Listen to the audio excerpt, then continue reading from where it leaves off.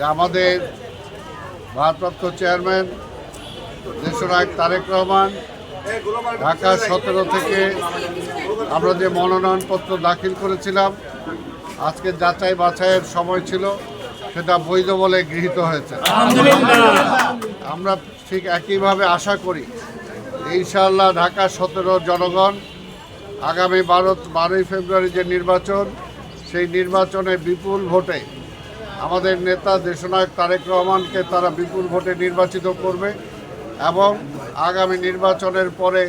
তিনি এই দেশের প্রধানমন্ত্রী হিসাবে দায়িত্ব নিয়ে ইনশাআল্লাহ বাংলাদেশে গণতন্ত্র আবার ফিরিয়ে আনবেন। আজকে শুধু এটাই বলতে চাই, বাংলাদেশের যখনই সংকটে পড়েছে তখনই জিয়া পরিবার সামনে এসেছে, তখনই বিএনপির সামনে এসেছে এবং প্রত্যেকটি সংকটের দায়িত্ব পালন করে উত্তরণ ঘটিয়েছে। আজকেও ঠিক তেমনিভাবে আমরা আশা করি শহীদ রাষ্ট্রপতি জিয়া রহমান এই দেশে যেমনি গণতন্ত্র ফিরিয়ে দিয়েছিলেন, বেগম খালেদা জিয়া যেমনি এই দেশে গণতন্ত্র ও পার্লামেন্টারি ডেমোক্রেসি ফিরিয়ে দিয়েছিলেন, আজকেও দীর্ঘ 17 বছর মানুষের যে ভোটের অধিকার কেড়ে নেওয়া হয়েছিল, যে স্বৈরাচার পাথরের মতো মানুষের বুকে চেপে বসে আছিল, আজকে সেই স্বৈরাচার বিদায় হয়েছে, কিন্তু এখন পর্যন্ত কিন্তু গণতন্ত্র আমরা ফিরে পাই নাই। তাই আগামী নির্বাচনের মধ্য দিয়ে জনগণের ম্যান্ডেট নিয়ে